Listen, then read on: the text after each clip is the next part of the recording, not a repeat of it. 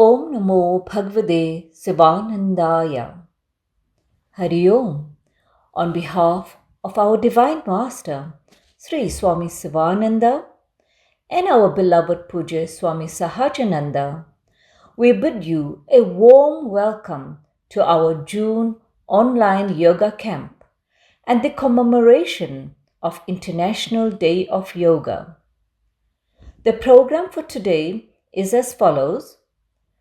The first presentation is on sadhana tattva, followed by a presentation directed to the youth facing the challenges of life. Thereafter, a message on International Day of Yoga and a demonstration with explanation and benefits of yoga asanas. We trust you will have a spiritually elevating yoga camp with us this morning. Hari Om Tat Sat. Om Namo Bhagavate Shivanandaya. Om Namo Bhagavate Shivanandaya. Om Namo Bhagavate Shivanandaya. Om Saraswati Namaha. Gurur Brahma, Gurur Vishnu, Guru Devo Maheshwaraha, Guru Sakshat Parabrahma, Tasmai Sri Gurave Namaha. Dhyanamoolam Gurur Murti, Puja Moolam Guru Padam, Mantramoolam Gurur Vakyam, Mokshamulam Guru Kripa, Mokshamulam Shivananda Kripa. Om. My salutations at the feet of the Divine Master, Sri Swami Sivananda, and at the holy feet of our beloved Puja Swamiji, Swami Sahajananda. The talk this morning is entitled Sadhana Tattva. I searched for the meaning of Tattva and decided that we can interpret the title as real sadhana. Sadhana, as you probably know by now, means spiritual practice. So, in some sense, we shall try to identify the essentials, the fundamentals of sadhana. In the book Self-Culture by Sri Gurudev, the first chapter is entitled Sadhana Tattva. And the first two lines of that chapter read, "An ounce of practice is better than tons of theory. Practice yoga, religion, and philosophy in daily life and attain self-realization." A question arises. Why do we have to do sadhana in the first place? And what is its real purpose? The scriptures declare that the universe emanated from the Om Pranava and will eventually dissolve into Om. The Atma has its origin in Brahma, and its goal is to return to its pristine state. The cycle of birth and death will end only when the Atma is fit to return to its original abode. This is what is termed as God realization. When, after countless births and deaths, the soul reaches that level of purity in which it is fit to merge with its source, which is Brahman. Most devotees of the Lord are religious. They pray, offer flowers, wave lamps, sing kirtans and bhajans, and partake of prasad. But few are spiritual. These are the ones who are aware of their true purpose on the earth plane, and that is to realize God. Those who are spiritual know that being religious is not enough. They know that they have to practice sadhana, the path that leads them to God realization. To reach that state, the movement has to be Godward and progressive. Our lives have to be lived in such a manner that we move towards God and not away from Him. There is hardly a speech or writing of the Master of Puja Swamiji or Puja Swamiji that does not remind us of this goal. Mysteriously, despite all the rhetoric, there is just a handful of people on this planet who desperately long to reach that goal. Puja Swamiji tells of how Papa Swami Ramdas once offered liberation to the devotees in his company, then and there, and not one of them came forward to accept the offer. So it is with us. The aspiration, the mumukshutva, is rarely present. But that should not be a deterrent. We can still do sadhana and move forward towards God, even if we are very far away from that goal. The Master and all the saints tell us how to live our lives so that we can make what is called spiritual progress. Sadhana should begin as soon as we get up, with the name of God on our lips. The easiest way to attain God realization, the way that is prescribed for this age called Kali Yuga, is to repeat God's name as often as possible. The goal being to repeat it continuously without stopping, loudly, or a whisper, or mentally. You can choose any name according to your inclination.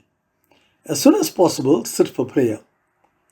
Ideally, start the day at 4 a.m. The period is called Brahma Muhurta, which is very suitable for spiritual practices.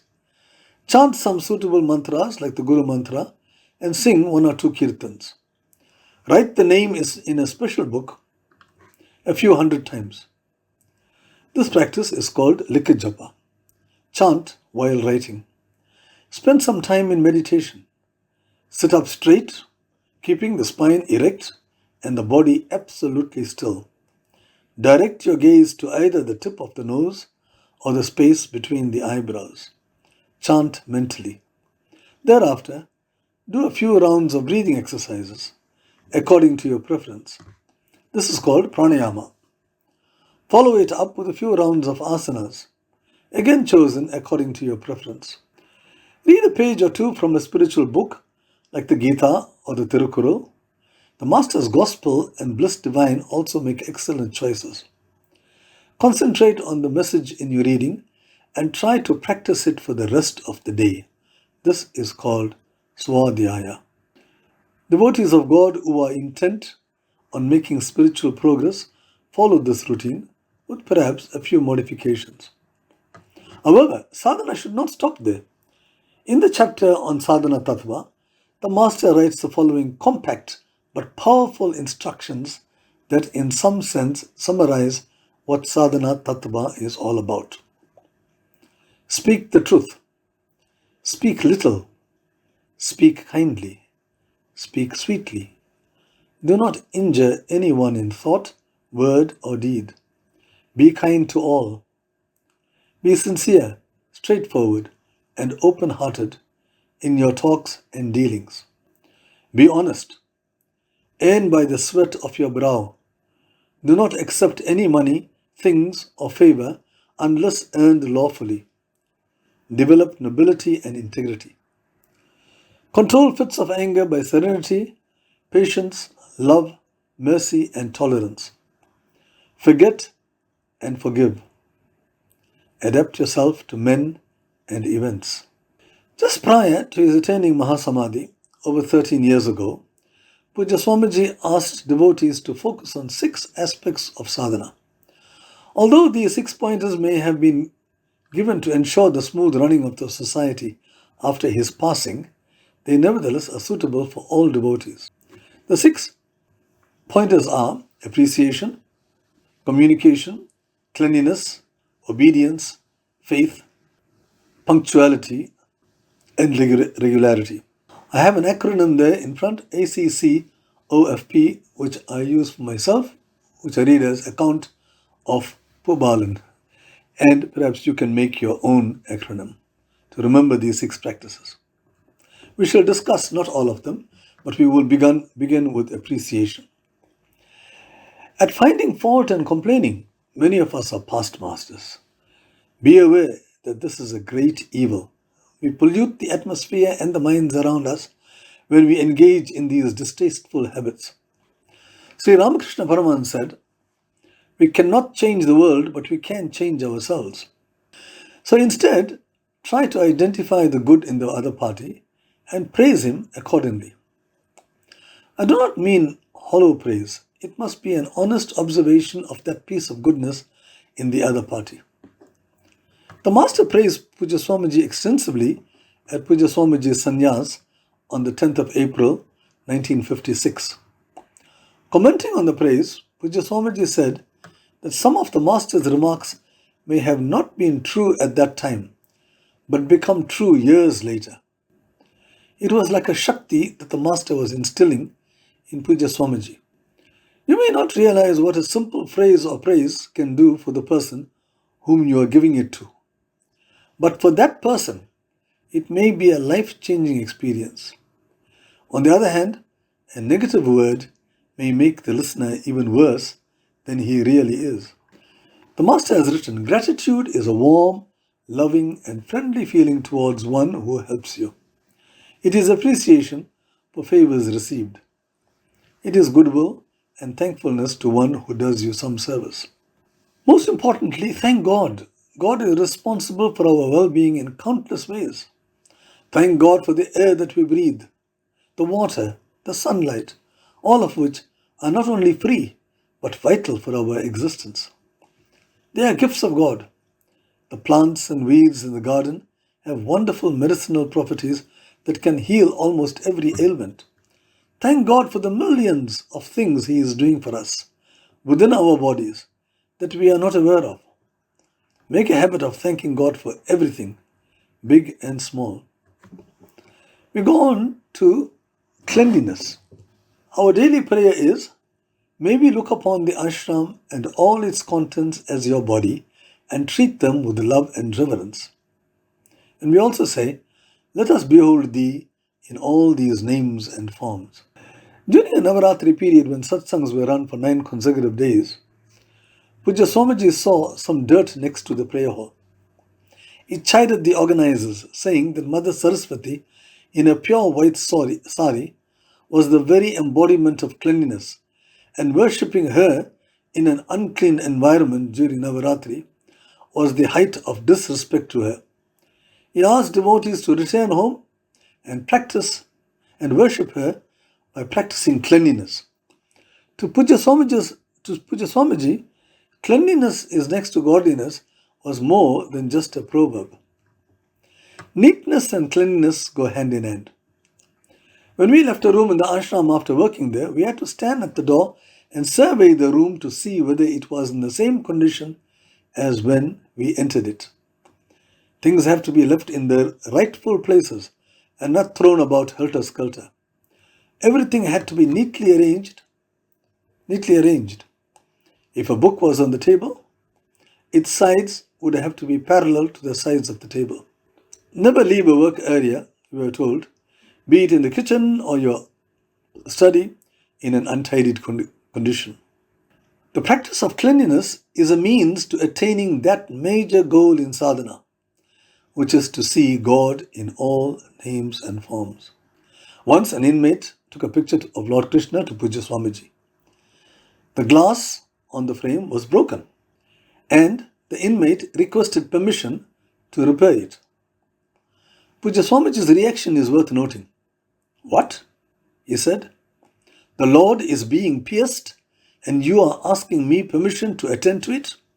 When an inmate's car was troubling her, Pujya Swamiji asked her to prostrate to the vehicle before driving. He said that if you respect your possessions, they will behave in the manner you want them to behave. Pujya Swamiji himself used to prostrate to the press machines daily before beginning his work. He gave each of them a name and the name of a deity. His press machines served Pujya Swamiji very well. We go on to the next topic, faith and self-surrender. The Master has written, self-surrender and faith play the most important part in whatever type of spiritual practice one may follow. We are told by the saints that even though one might go deep within in God, one is always likely to get disturbed by external conditions if the vital element of true self-surrender and faith is not strong. Sometimes it is said that faith is a gift of God. It comes easily to some and not so easily, if at all, to others. Often the intellect is an obstacle to faith. Once the existence of God is accepted, it must follow that God is in everything and everything happens by His will. When we have problems, offer them to God. When we are ill, we search for solutions through doctors and others and pray that we will get better in the hope that the prayer will help. If total faith is present, one in which there is no doubt whatsoever, then the prayer will definitely be answered. Puja Swamiji has given us the assurance that no sincere prayer goes unanswered. It is only that the answer comes in a form that you did not prescribe. The Master has written, "How is it possible to overcome the sorrows and trials of life and meet its challenges? It is through faith and trust in the protecting hand of God. We need the strength, guidance, and help of a power that is greater than ourselves, and that power is the all-merciful Supreme Being who resides in your heart. So take refuge in Him." Closely allied to faith is self-surrender. Surrender means accepting everything that happens as the will of God. Not a blade of grass moves without His will. Faith says God exists. Common sense says that if this is the case, God is all-powerful, all-knowing, and present in every atom of His vast creation. Faith also says that God is supreme love, and therefore everything that happens to us happens for the best. This kind of faith leads to the firm belief that man is simply an instrument through whom God works. All actions are automatically surrendered to Him, and all consequences of actions are also due to His will. The greater the faith, the greater the surrender. Sadhana feeds the soul to elevate man to the sublime state of complete self-surrender. As already emphasized, sadhana helps us to move to this glorious state of total self-surrender, a state where there is no pain and suffering, a state of unalloyed bliss. Go on to obedience. Obedience means absorbing all the instructions given by the preceptor and doing our best to practice them. It may be a slow process, but at the least, we should have a sense of awareness of how we behave and how we react, and refine these responses gradually to aspire to become more and more perfect, using Lord Rama as a model. The maintenance of a daily spiritual diary is a means to this end. Some of us were given direct instructions from Puja Swamiji. Puja Swamiji used to say, "Gurudev told me, long after the Master's Mahasamadhi." And it was so, since Swamiji's surrender to the Master was so complete that as a perfect instrument of the Master, every one of his actions came at the behest of the Master. We should treasure these direct instructions if we receive them, because we were truly gifted to obtain prasad from a God-realized sage. Indeed, all those who have adopted a God-realized guru are truly blessed. It is only because we have done some great deed in our past lives that we have been born to be in the presence of such great ones. But being in the presence in itself is of no value if we are not willing to obey their teachings, obey His teachings and His instructions. Again, much effort is required to constantly bear in mind the sublime teachings of the Guru and practice them. Look at Arjuna. His Guru was the Lord Himself. Even after the sublime teachings of the Gita were gifted to him, he broke down completely at the loss of his son, Abhimanyu. Punctuality and regularity. Punctuality goes hand in hand with regularity. Puja Swamiji was very punctual. I recall an instance when we were the first to arrive at a large meeting that drew over 200 guests. Puja Swamiji could have easily used the excuse that because he led such a busy life, he could be excused for appearing late at a gathering, but he didn't. Regularity is perhaps even more important. It means that once we develop a good habit, we need to stick to it against all odds. A minor deviation can lead to disaster. Mother Sharda Devi, the consort of Ramakrishna Paramahansa, missed meditation once, Puja Swamiji once recalled, and it took her several months to get back to the original state. Puja Swamiji also tells an interesting story about Narada Rishi. Narada once asked Lord Vishnu who his greatest devotee was. The Lord told him that it was a particular farmer When Narada spent time observing the farmer, he saw that the farmer prayed only once a day, at exactly 6 p.m., for 2 minutes. What was significant about the prayer was that disturbances around the farmer, like a fire in a barn where the hay was stacked, as well as a death threatening ailment that befell his beloved son, neither of these deterred the farmer from his prayer, which was concentrated and one pointed. He was regular in his prayer at exactly the same time each day. We too should be regular like the farmer, not only in prayer, but in all our sadhana, like Likit Japa, Agnihotra, asanas, scriptural reading, and so on. Most importantly, regularity in meditation is a must. Puja Swamiji used to say, practice meditation for a few minutes each day and increase the period gradually. One should meditate even at night. We repeat Puja Swamiji's simple instructions in this regard. Sit with back straight, try to be absolutely still, and focus on the space between the eyebrows or the tip of the nose, whichever is more comfortable. Chant mentally. In conclusion, let us pray fervently to Puja Swamiji and the Master to give us the wherewithal to practice sadhana and follow their teachings explicitly. Gurudev, thou art our Saviour, for it is only through thy grace that we would attain the goal of life, which is destroying the ego and tearing asunder the veil of ignorance, to realize our oneness with the Supreme Being, who is described as existence, knowledge, and bliss absolute, and known as Satchidananda. Om Purnamada Purnamidam Purnat Purnamudachyate Purnasya Purnamadaya Purnameva Vasishyate. Om Shanti Shanti Shanti. Sri Satguru Bhagavan ki Jai. Om Namo Bhagavate Shivanandaya. My humble salutations and prostrations at the lotus feet of our Divine Master, Sri Swami Shivananda, beloved Puja Swami Sahajananda, and to all participants for this yoga camp presentation. The title of this presentation is Facing the Challenges of Life.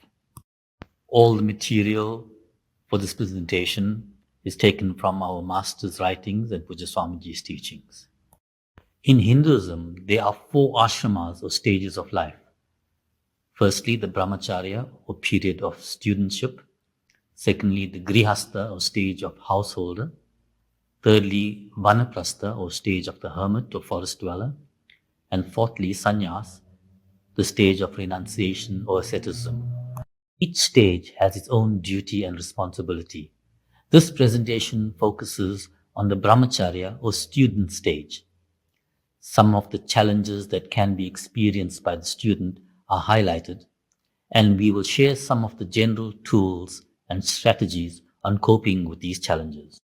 Firstly, potential challenges or stresses of student life.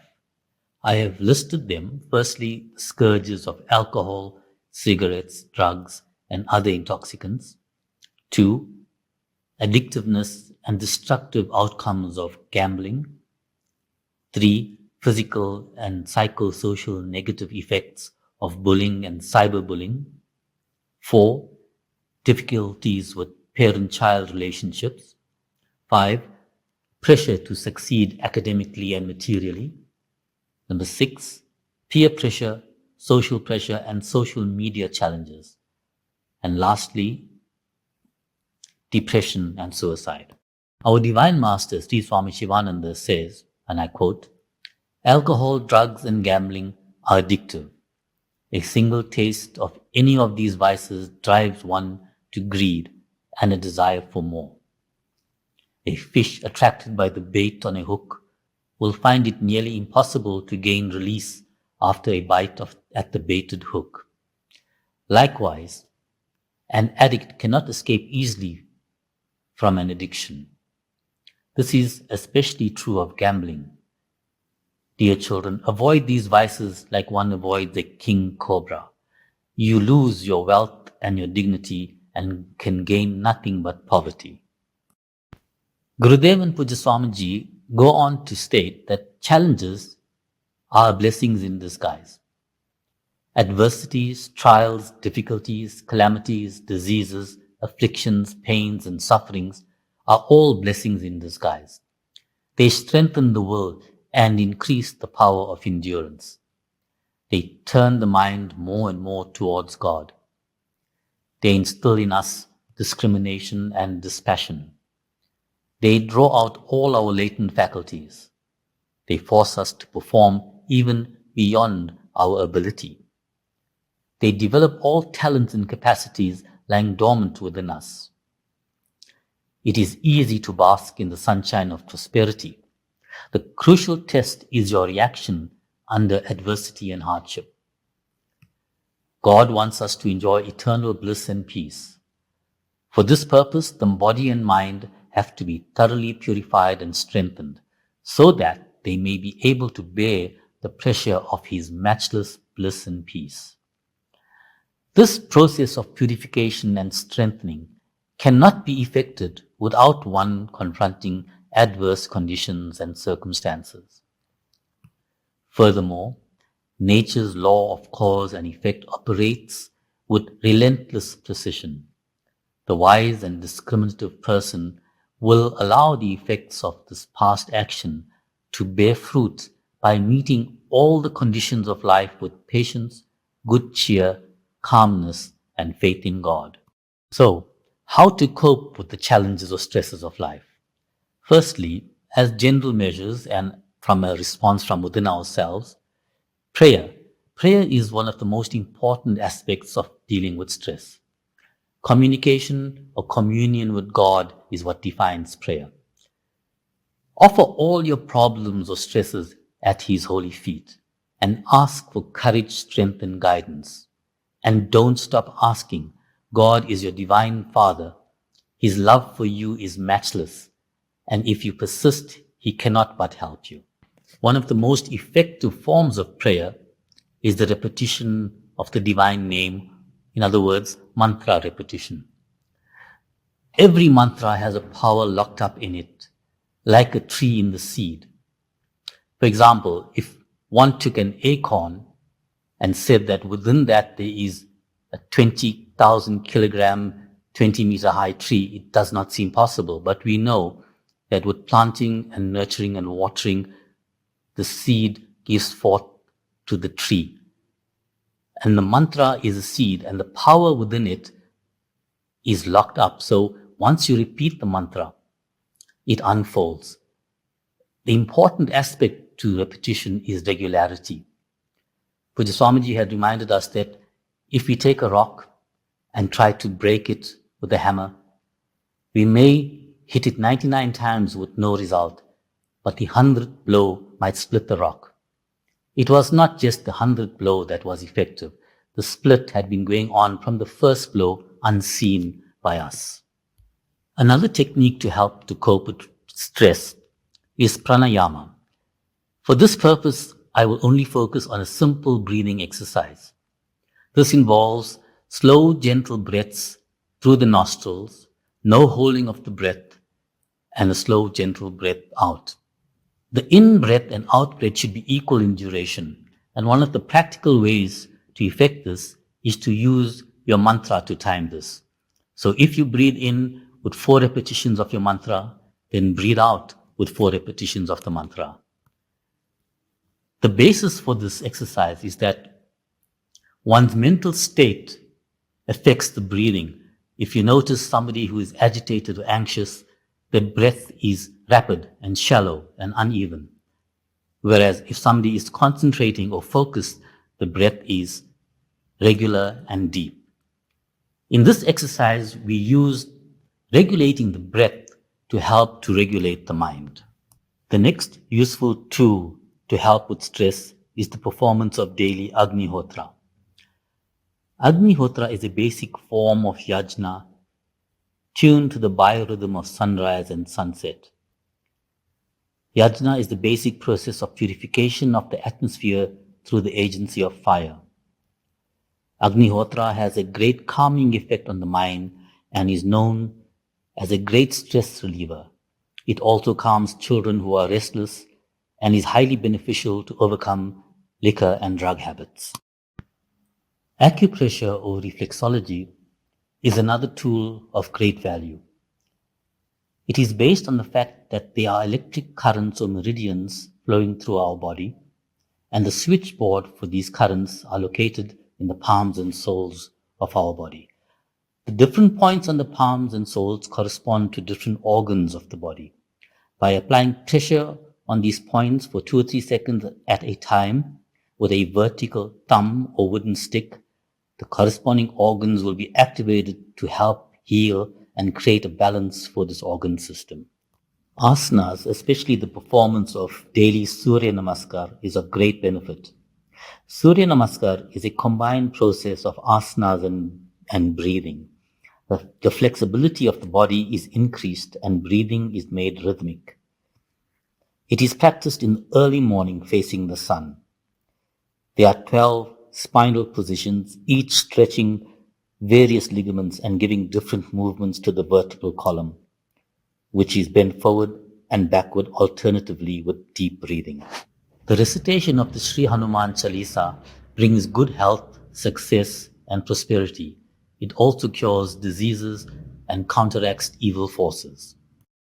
This should be done daily, and one can also undertake the 41-day chanting of 11 Sri Hanuman Chalisas daily. The chanting of the Mahamrityunjaya mantra wards off death by accidents and has great curative powers. It bestows health, long life, peace, wealth, prosperity, satisfaction, and immortality. The use of Ganga Jal helps one to cope with the various afflictions that we are faced with daily.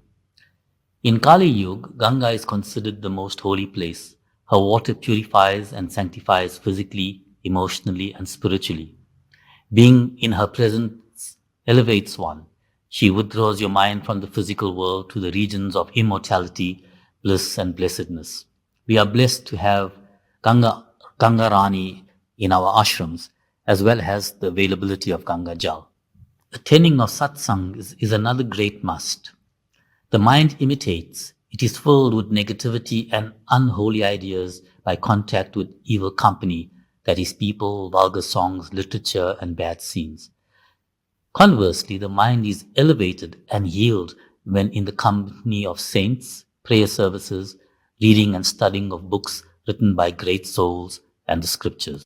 Keeping a diary or daily checklist helps one to develop virtues and eradicate vices. It strengthens the will and builds character. For it to be effective, it requires consistency, regularity, and honesty, and must be filled daily.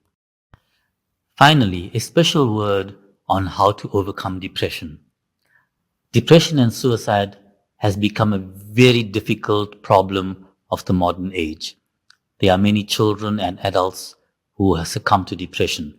So finally, we will talk on methods to overcome depression. I quote from Sri Swami Shivananda. It is very easy to overcome depression. It is not at all as difficult as one imagines.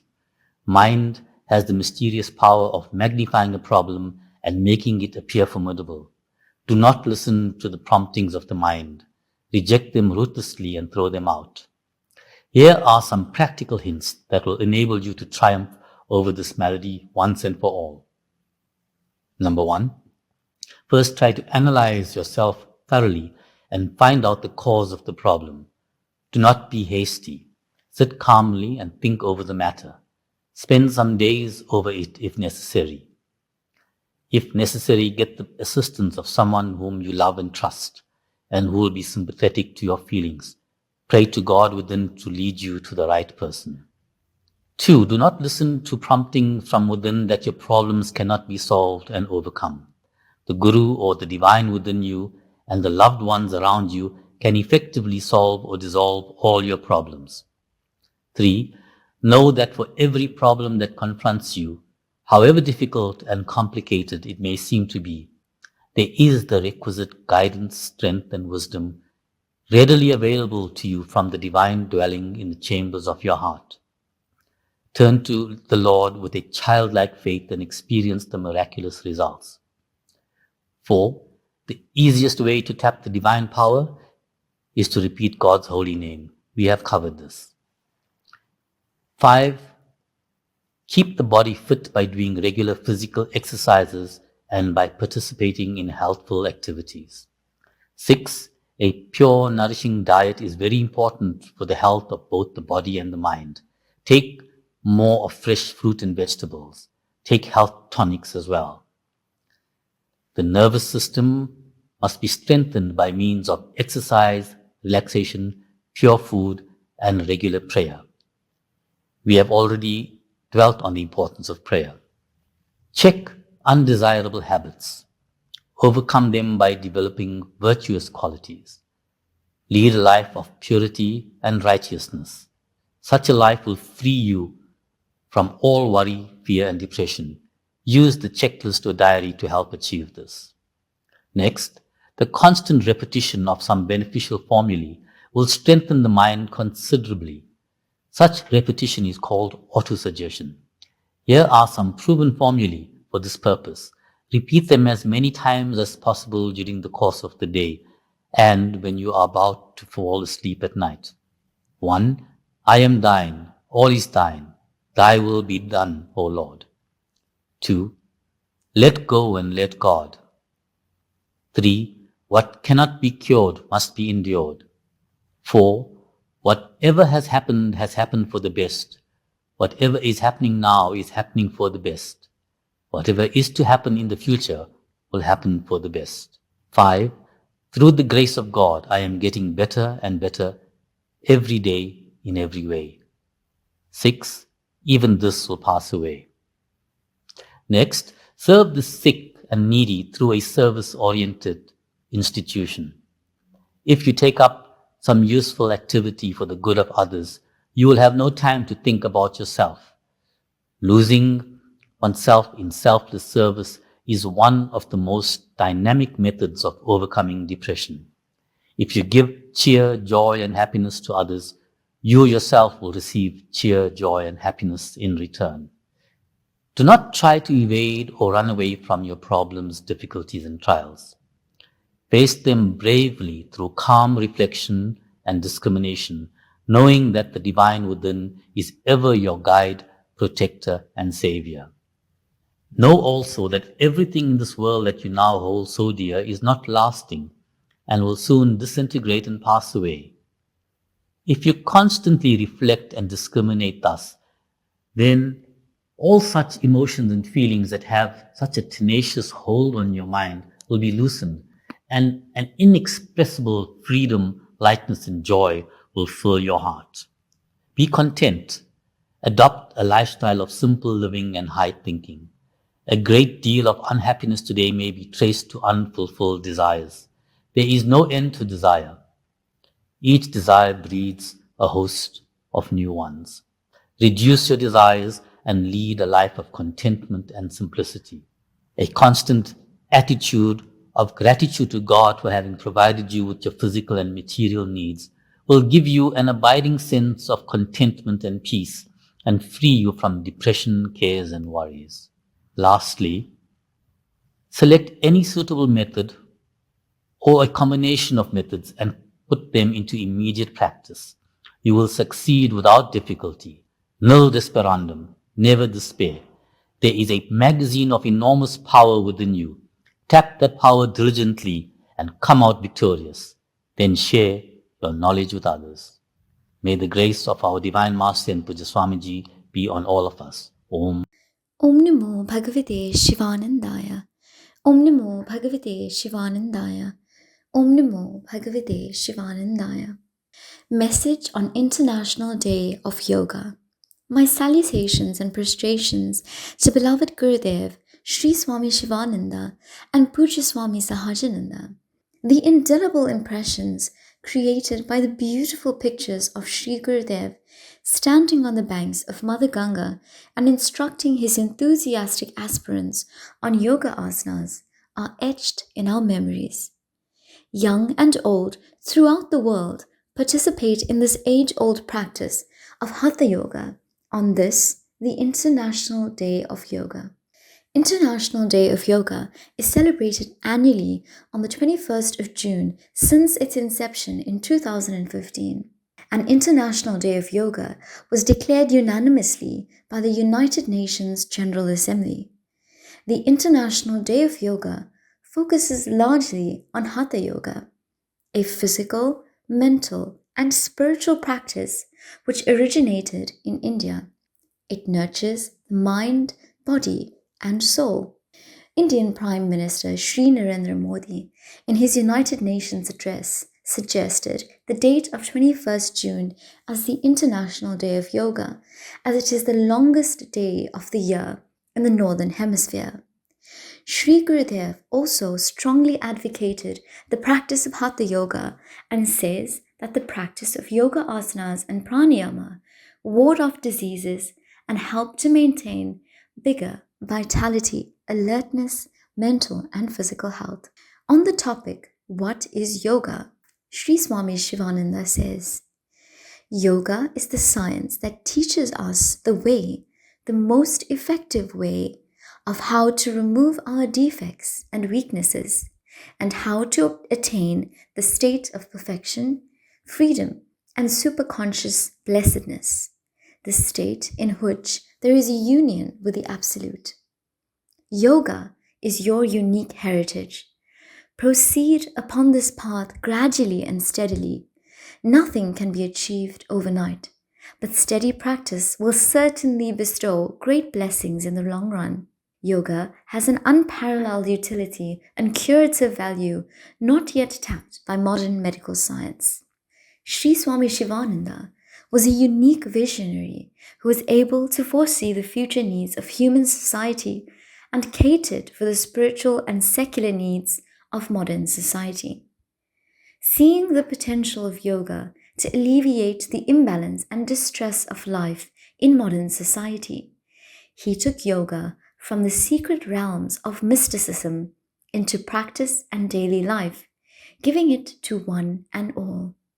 His simple yet potent practices are intended for the cultivation of virtues, the betterment of character, and the development of personality and self. The master taught a synthesis of practical Vedanta and integrated yoga as a means to obtain excellence in life. Sri Swami Shivananda gave the word integral yoga or the yoga of synthesis. Yoga Lessons for Children, Volume 9 states, while having a learning towards a particular yoga, one is not prevented from practicing a little of other yogas also. In this respect, the Divine Master Sri Swami Shivananda is very clear. He says that an individual is dominated by his head, hand, and heart, so one who wishes to progress in yoga should have a harmonious development of his personality. The head should be developed by study of the sacred scriptures, the heart by developing devotion to the Lord, the hand by engaging oneself in keen and loving service. This harmonious combination is termed the synthesis of yoga or integral yoga. Let us expand a little further to fully understand what exactly these concepts mean. Sri Gurudev's yoga of synthesis or integral yoga is the harmonious integration of the four principal foundations or paths of yoga. Karma yoga, that is the path of action. Bhakti yoga, the path of devotion. Raja yoga, the path of psychic control. And Jnana yoga, which is the path of self-analysis and knowledge. The Master taught that for real and maximum spiritual evolution, these four branches of yoga sadhana have to be integrated into daily life. Sri Gurudev says, practice karma yoga for purification of mind and heart, hatha yoga to keep up good health and strength, and purify the prana and steady the mind. Raja Yoga to destroy the sankalpas and induce concentration in meditation, and Jnana Yoga to remove the veil of ignorance and ultimately merge in God. thereby resting in one's own Satchidananda Swarupa. Translated simply and into practical terms, Sri Gurudev's teachings find expression in the form of his eightfold path of yoga: serve, love, give, purify, be good, do good, meditate, realize. This is a potent and unique roadmap. Yoga Lessons for Children, Volume 9, says that the 6 cornerstones of integral yoga are serve, love, give, purify, meditate, and realize. Sri Swami Shivananda initiated many aspirants into the noble order of sannyasa, and who have spread his teachings throughout the world. One of his foremost and direct disciples is Sri Swami Sahajananda, our beloved Pujya Swamiji. Sri Swami Shivananda entrusted the mission in South Africa to Pujya Swamiji to spread yoga from home to home and across all communities, and to serve all without distinction of caste, color, or creed. Amongst the numerous activities of Divine Life Society of South Africa, Pujya Swamiji launched the monthly yoga camps almost 35 years ago. A prominent feature of the monthly yoga camp is integral yoga, or the synthesis of the different yogic practices, namely Raja Yoga, Bhakti Yoga, Hatha Yoga, Karma Yoga, and Jnana Yoga. In order to add resonance to this International Day of Yoga, we can honor and live the legacies of Sri Gurudev and Pujya Swamiji by translating into practical reality their teachings, by intensifying our sadhana in earnest. Salutations, prostrations, and adorations at the holy feet of our beloved fathers, most dearest childhood companions, our gentle teachers and lords of our hearts, beloved Sri Gurudev and Pujya Swamiji.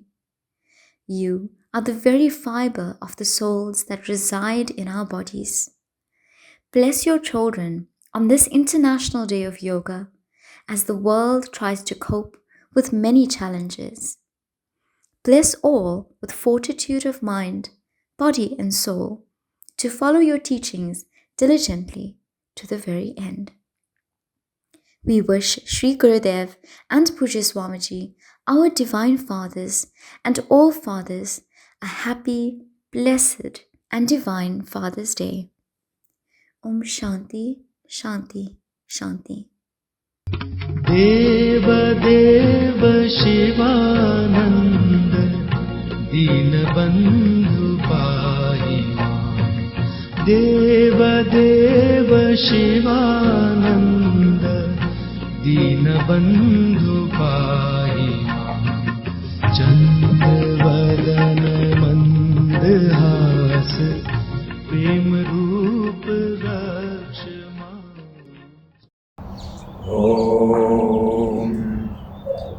Om Namo Bhagavate Shivanandaya. Om Namo Bhagavate Shivanandaya. Om Namo Bhagavate Shivanandaya. Hari Om, and a warm welcome to all those that are tuned in this morning for this presentation on Hatha Yoga. To commemorate International Day of Yoga, we've put together a brief presentation on some simple Hatha Yoga exercises, and we shall end with a simple pranayama, a breathing technique, which you all can follow, that is, if you're not already doing so. This year's theme for International Day of Yoga is Yoga for Humanity, and it's particularly significant in that yoga is not just for a selected few, it's for one and all to participate in. Yoga is a unique system of exercise in that it incorporates the physical, mental, and spiritual aspects of man and leads to, ultimately, to harmony of the body and mind. Yoga is the only system of exercise that is known to massage the internal organs, and it helps a lot in rejuvenating the entire system of man. The ultimate result is total invigoration of the entire system of man. Who wouldn't want this? We therefore encourage one and all to take up yoga and practice it regularly. We shall now go into a few guidelines that one should follow before one commences with yoga. Firstly, if you have any serious medical condition, or if you are unsure about your fitness to participate in yoga, please consult your doctor or seek advice from your doctor or any medical practitioner about your fitness to participate in yoga. You certainly can participate, but seek his or her advice to the extent to which you should participate. Secondly, before one commences with yoga, one should do a good warm-up and stretching from head to toes. This prepares you for the exercises to follow and certainly will reduce your risk of injury.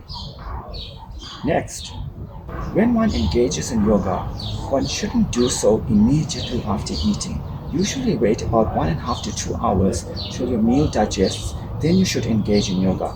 Or if you do it early morning, your system is relaxed and you can participate without any risk of indigestion.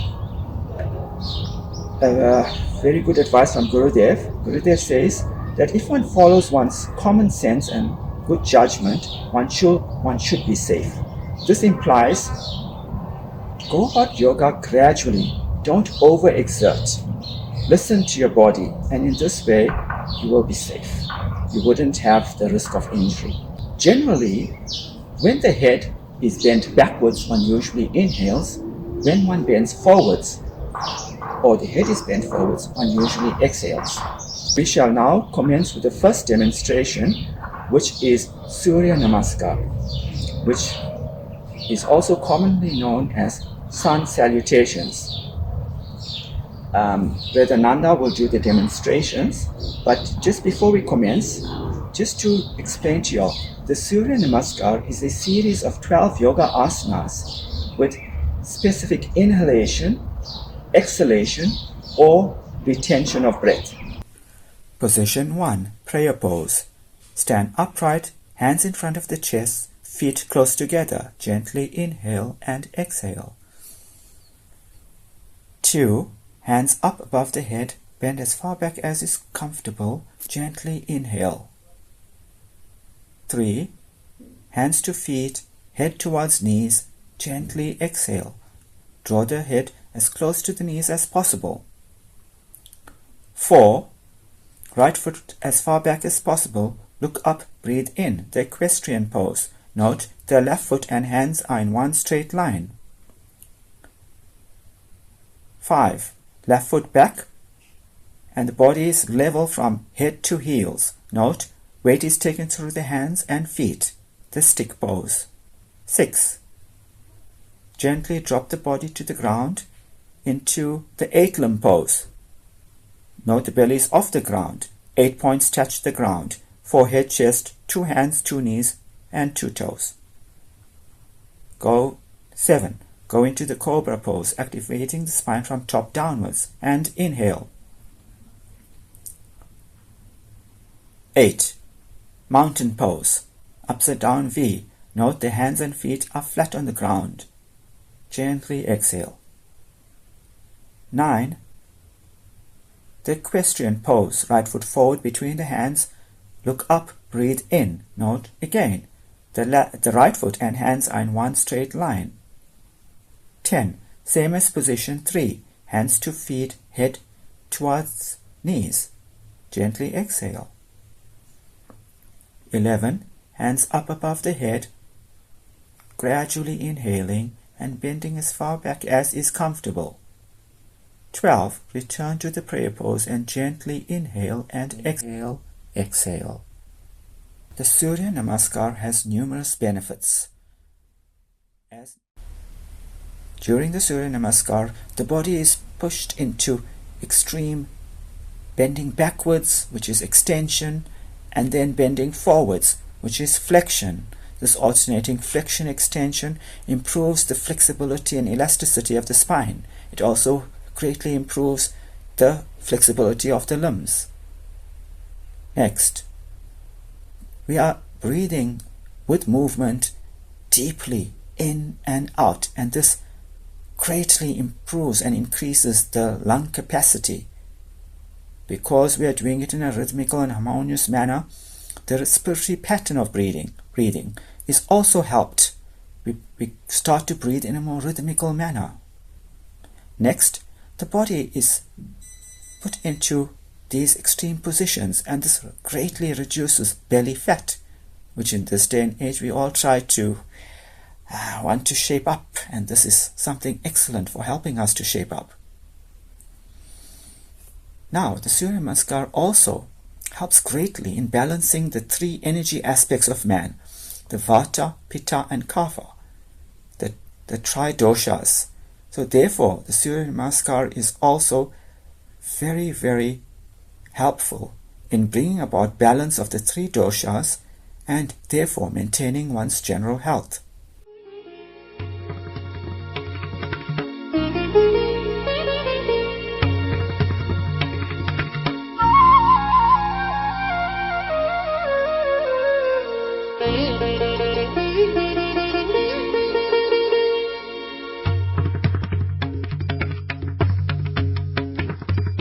देव देव शिवानंद दीनबंधु पाहि The Trikona asana, or the triangle pose. Stand with the feet about 2 shoulder widths apart. Raise the hands to shoulder height and palms facing downwards. Bend sideways to the left and try to touch the left toes with the left hand.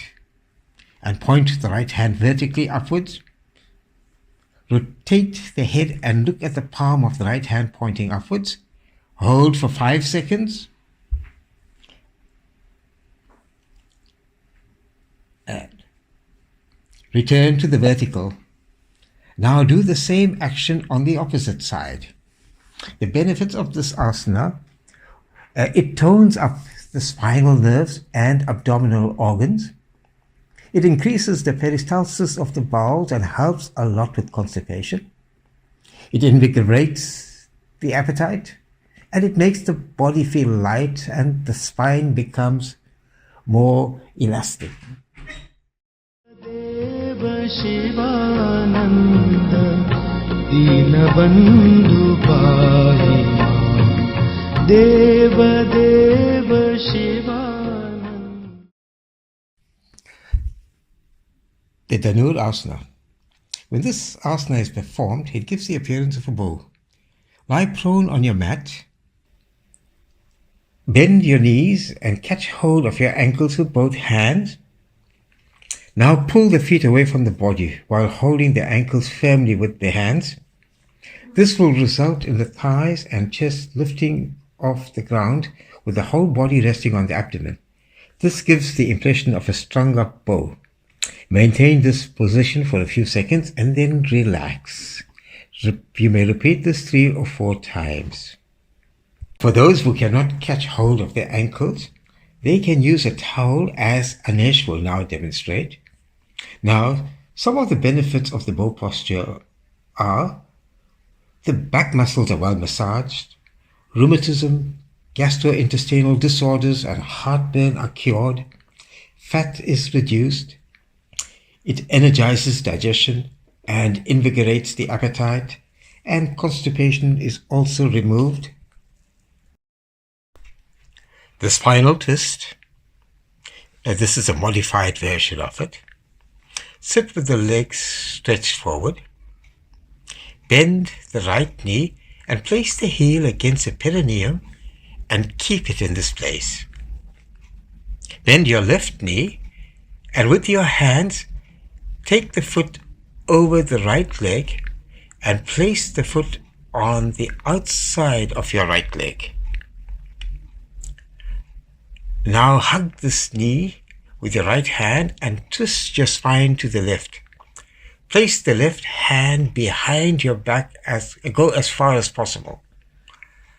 Now also twist your head towards the left. Try to keep the spine erect with the chest upright and forward. Stay in this posture for a few seconds. Release the hands and repeat on the other side. Now, I'll mention a few benefits of this posture. The spine is kept elastic. The vertebrae are well rotated and the ligaments receive a rich supply of blood. It helps towards curing lumbago and muscular rheumatism. The spinal nerve roots and the sympathetic system are toned up. This pose also helps a lot towards curing constipation and heartburn. The Paschimottanasana, or pincers. Lie on your back. Inhale gradually. Move your hand in a circular motion to behind your head and raise your body to a sitting position with your hands pointing vertically upwards. Now, slowly exhale and simultaneously bend your body forward, engaging your spine from your neck downwards, one segment at a time, moving your head towards your knees. Remain there for 5 seconds and then slowly raise your body back to the sitting position, gradually inhaling and focusing on slowly reversing the spinal motion and then return to the starting position. Some of the benefits of this asana. This is a powerful abdominal exercise as it contracts the muscles, your abdominal muscles vigorously. It stimulates the kidneys, liver and pancreas. It is excellent for diabetics and people suffering from piles.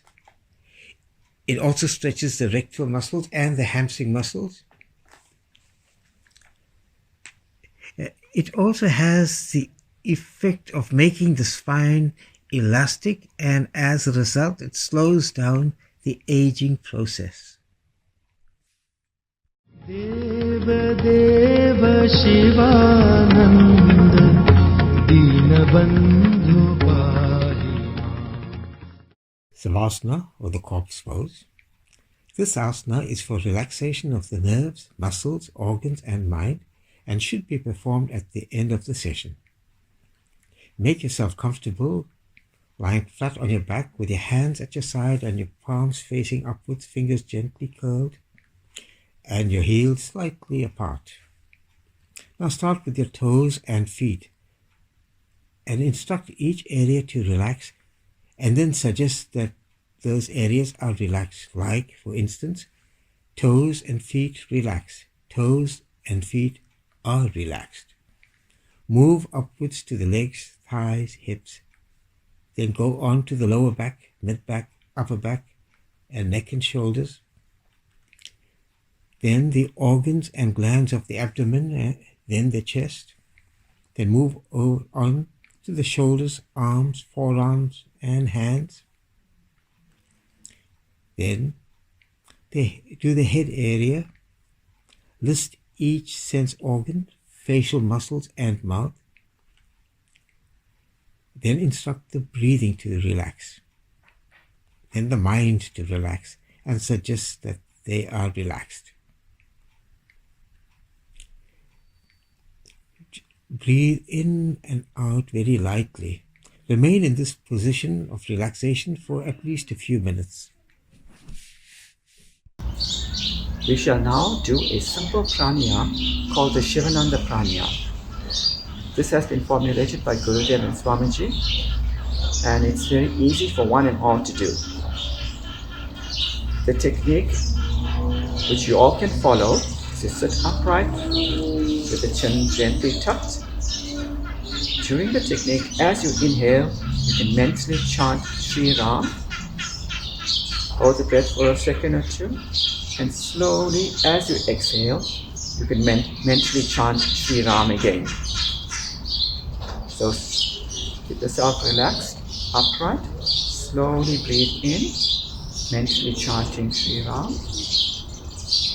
Hold the breath in for a second or two. And slowly chant Sri Ram again.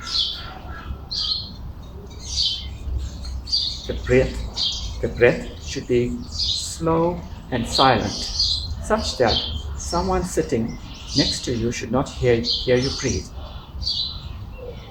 Ultimately, you should not hear your own breath. The other important point is, if a cotton thread is held in front of your nostrils, it should not move. And you can even, during practice, perform this exercise towards achieving a high degree of perfection in this exercise. In conclusion, I would like to say that I hope that this brief presentation of a few exercises has inspired you all to take up this practice, that is, if you have not already commenced.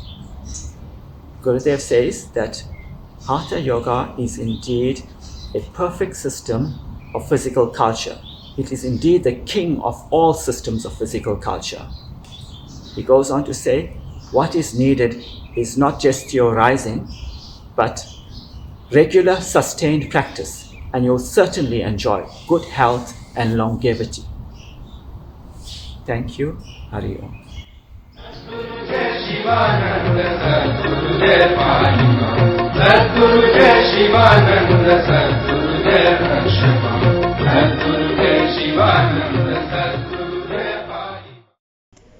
Hariom, dear camp participants. Thank you for tuning into our yoga camp online lessons. Please note that satsang will commence at 11 a.m. and a WhatsApp link will be sent to you shortly. Om.